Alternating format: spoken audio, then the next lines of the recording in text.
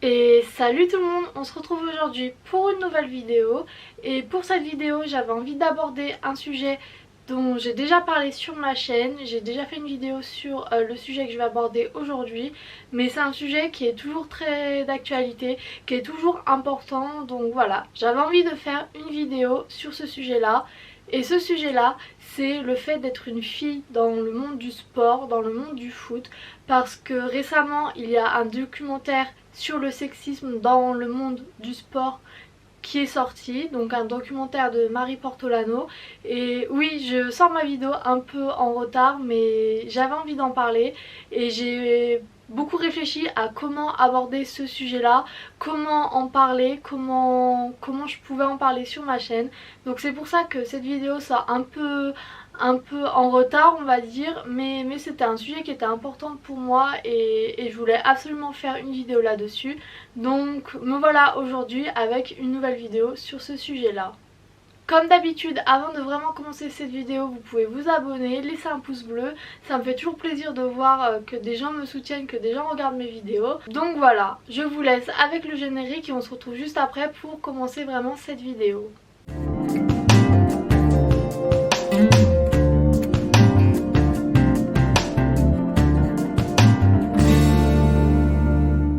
Alors oui,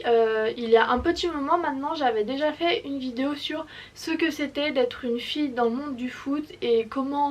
quelles remarques on pouvait avoir surtout. Et c'est vrai que j'ai beaucoup réfléchi à faire cette vidéo parce que pour moi j'avais dit pas mal de choses dans cette précédente vidéo. Mais c'est vrai qu'avec le documentaire de Marie Portolano, j'avais besoin de réagir un peu à ce documentaire et d'en parler. Donc voilà, je ne sais pas vraiment comment va être structurée cette vidéo. C'est vrai que j'ai pas vraiment préparé quelque chose dans cette vidéo comme je le fais pour les vidéos. J'avais vraiment envie de parler de mon ressenti, de mon vécu. Donc voilà, cette vidéo va être un peu brouillon, mais j'avais vraiment besoin de la faire. Donc voilà. Alors c'est vrai que le documentaire de Marie Portolano il montre qu'il y a vraiment un problème en ce qui concerne les femmes dans le monde du foot, que ça soit les journalistes, que ça soit les supportrices, il y a un vrai problème et c'est vrai que moi personnellement j'ai eu la chance de ne pas trop le vivre parce que ce soit dans ma vie quotidienne ou sur les réseaux sociaux, j'ai jamais eu de commentaires sexistes qui me disaient que ma place n'était pas là. Dans ma vie quotidienne j'ai beaucoup parlé avec des supporters, avec des garçons qui respectaient mon opinion, qui m'écoutaient, qui ne me renvoyaient pas seulement au fait que j'étais une femme. Et pour ça je sais que je suis très chanceuse parce que ce n'est pas le cas de tout le monde. Et c'est ce point là justement que je voulais évoquer parce que pour moi je me considère chanceuse de ne pas avoir vécu ce sexisme alors qu'en fait ça devrait être la norme. On ne devrait pas avoir à nous juger, à juger notre travail, à juger notre amour du foot seulement parce qu'on est une femme. Le foot c'est autant un sport d'homme qu'un sport de femme et oui je me considère comme chanceuse de ne pas avoir vécu tout cela alors que plein d'autres femmes l'ont vécu et oui c'est juste pas normal, ça devrait être normal, ce que j'ai vécu moi ça devrait être normal, ça devrait être la norme pour tout le monde et je ne devrais pas me considérer comme chanceuse. Et face à ça, c'est vrai que même si je n'ai jamais vécu de commentaires qui me disaient retourne dans la cuisine, arrête de suivre le foot, c'est pas un sport pour les femmes, c'est vrai que face à ça, dans un même temps j'ai quand même toujours eu cette peur d'être jugée parce que oui je suis une femme qui aime le foot et qui suit le foot plus que certains hommes que je connais et donc oui j'ai toujours eu peur de me recevoir certains commentaires, ne serait-ce que depuis que j'ai créé ma chaîne YouTube. C'est vrai que j'ai tendance à faire hyper attention, à être hyper pointilleuse sur le montage par exemple parce que je sais que si je me trompe j'ai toujours peur de me recevoir certaines remarques alors que oui de temps en temps quand je tourne il m'arrive d'écorcher les prénoms de certains joueurs parce que mon cerveau ça reste un cerveau humain, de temps en temps j'ai beau écrire les bons noms, c'est vrai que de temps en temps il se passe des trucs dans mon cerveau et du coup je me trompe de nom et c'est vrai que c'est quelque chose, je suis particulièrement attentive à ça parce que j'ai toujours peur qu'on me dise ah bah tu vois tu t'es trompé de nom d'un joueur follower, c'est que tu connais rien, tu t'es trompé de nom d'équipe, c'est que tu t'y connais rien.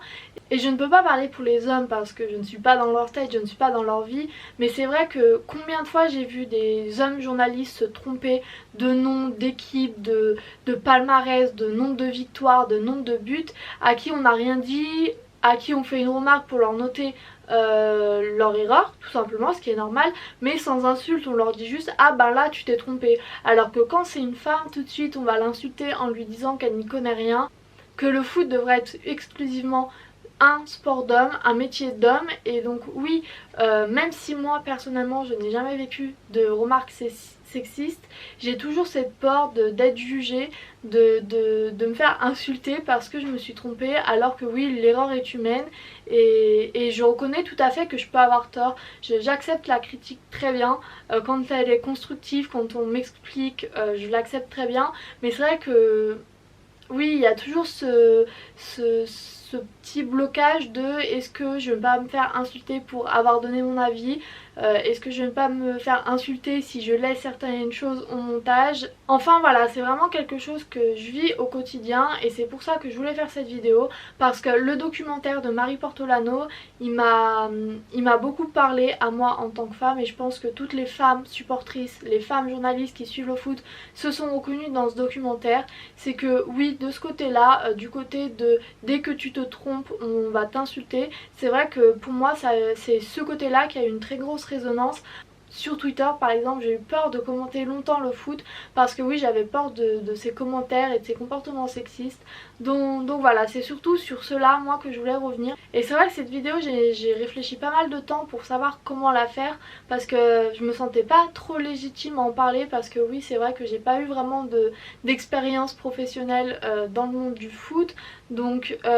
c'était compliqué pour moi d'en parler, mais je me suis dit que ça fait maintenant quelques années que je suis le foot, ça fait presque autant de temps que je suis sur Twitter, donc oui, j'avais envie de parler de cela parce que il y a vraiment des gens très bien. J'ai rencontré des gens fabuleux en supportant le foot, en suivant le foot, mais c'est vrai qu'il y a toujours cette peur de est-ce que je vais tomber face à quelqu'un qui va comprendre ce que je dis, qui va me respecter, ou est-ce que je vais tomber face à quelqu'un qui, dès que je vais faire une faute, va m'insulter. Et en tant que femme, en tant que supportrice de foot, en tant que quelqu'un qui veut travailler dans ce domaine-là, c'est vrai qu'il y a toujours cette peur d'être ramenée à son genre, d'être ramenée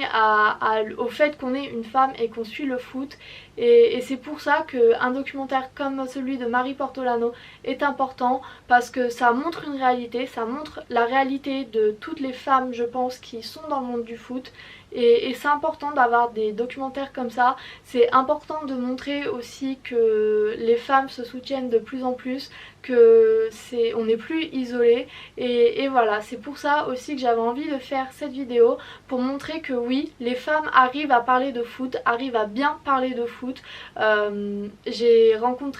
connais des femmes fabuleuses qui parlent de foot, et voilà, oui, je voulais faire cette vidéo pour montrer que oui, on peut parler de foot et le faire très bien et être une femme, c'est pas réservé aux hommes, et voilà. Cette vidéo était importante pour moi, j'avais vraiment envie de parler de ce documentaire, donc voilà, je l'ai fait à ma manière, sans rien avoir prévu avant de faire la vidéo. D'habitude je travaille mes vidéos avant, et pour celle-là j'avais vraiment juste envie de parler comme ça, de ce que je voulais, de ce que je ressentais, de ce que j'avais vécu. Donc voilà, j'espère que cette vidéo vous aura plu. Elle est un peu plus courte que celle que j'ai l'habitude de faire, mais voilà, j'espère qu'elle vous aura plu. Et quant à moi, je vous dis à bientôt pour une nouvelle vidéo, et salut!